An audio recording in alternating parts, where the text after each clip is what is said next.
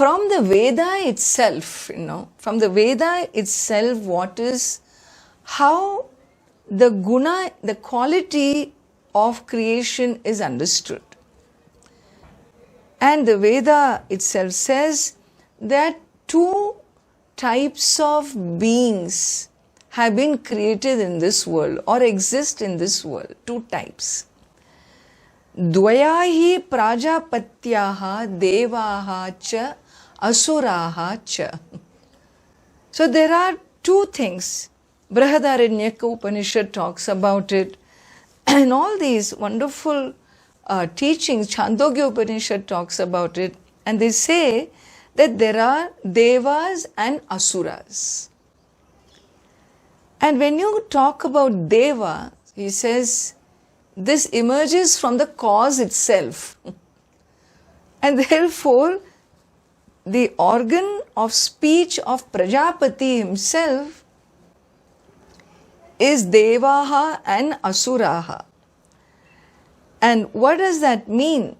Well, speech is an action, isn't it? The first expression of an action. So speech becomes Devaha. Look at this. Speech becomes Devaha if it shines under the influence of a thought system which is guided by Veda, which is guided by the revelation. So if you have a thought system which is supported by the revelation, and then when you translate your thinking into words and actions, then what? Then what emerges from this being is Devaha. You know what that means? That means all of us are Devaha. If my thinking patterns are guided by the revelations, which teaches you oneness, Advaita, and your words and actions are in line with that thought system, then who are you? You become Devaha. You become elevated. You become like an exalted being. And it becomes Asuraha when do you become Asuraha? When your perception of this world, is based on certain instinctual thoughts and actions which are guided purely by sense organs, like perception and inference. This is called Pratyaksha Anumana guided activities. If in your range of understanding of the world, your scope of creation is only what perception teaches you, you think what exists is only what perception shows you, your inferences about the creation is only based on what perception has given you, then perception is a sense organ. Its scope is limited. But if that forms the primary basis of your conclusions of metaphysics of this world, then your actions are going to be guided for indulging with these sense organs. Why? Because that's all you see. That's all you see. And so the material world, in other words, when we say perception-guided understanding of the universe means what you see, which is a material world. And the senses connect to the material world. If you think that's all there is, then you're driven by satisfying the senses. And when that becomes your predominant thought system, then what's going to emerge in activity is Asuraha. Asuraha. All the Rajasic, Tamasic orientations, predominant orientations emerge, and you become who? I become a demon myself, Who is a demon? A demon is one who is destructive. Brihadaranyaka Upanishad says There are no gods and asuras other than the human beings. They are the gods, they are the asuras. And how do you become God-like? God means a Devata-like, a higher being. How do you become higher being? Your basic qualities are sattvic.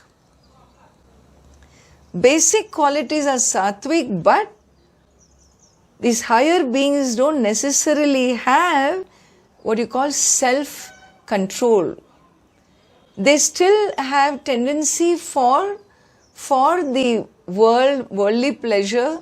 They have positional, they are not humans, but they are in higher elevated planes because of their good quality, but they still have some weaknesses. Our mythology points to such celestial beings, where they show that the higher beings also have certain limitations. They are not fully blossomed into being the essential beings. They are higher than human, right? Now what is lower than human? Lower than human are those who are cruel. Your basic nature is rajasic, tamasic. Therefore there is cruelty, injuring others, and those who move into that space of activities, they are demonic in nature. Rajasic, tamasic, predominant activities. Then what is the human level? The human level is, the limiting factors are lobha, greed, and so on. Greed predominates, never satisfied with what you have. That keeps us grounded as human beings because it keeps us wanting to achieve more and more and more. And so it's just a way to show that the demonic tendencies, the higher tendencies, all these exist. The range in a human being is amazing. It's like it's a kaleidoscope of the best to the worst. All we experience just about everything in our life, A human life is such an amazing life. If we can just become students of life, we recognize we are just come to a school. Every day we are going to school. Hey, where are you? I am too old, Ammaji, to go to school. You woke up, right? Means you are in school. When you wake up from bed, you are in school until you go back to bed. And if this is my approach to life, every experience, the amount that the range of experiences we get in a lifetime is more than enough for us to understand what we need to know about life, really.